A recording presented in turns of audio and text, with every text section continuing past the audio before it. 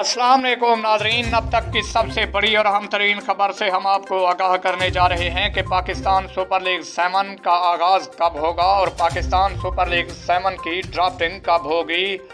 मुकम्मल तर तफसील जानने के लिए इस वीडियो को एंड तक ज़रूर देखिएगा। लेकिन उससे पहले अगर आप हमारे चैनल पर न्यू हुआ हैं तो हमारा चैनल सब्सक्राइब करके घंटी के बटन को प्रेस कर दें ताकि हर आने वाला न्यू नोटिफिकेशन आपको मिलता रहे।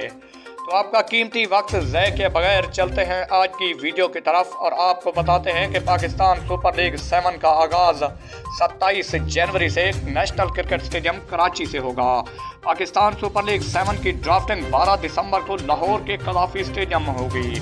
पाकिस्तान सुपर लीग 7 में कैटेगरी डायमंड में रखा गया है हारिस रऊफ, हैदर अली और सुहेब मकसूद को, जबकि प्लाटीनियम कैटेगरी में रखा गया है मोहम्मद रिजवान और आसिफ अली को। पाकिस्तान सुपर लीग 7 में बड़े बड़े गैर मुल्की स्टार को भी शामिल किया गया है।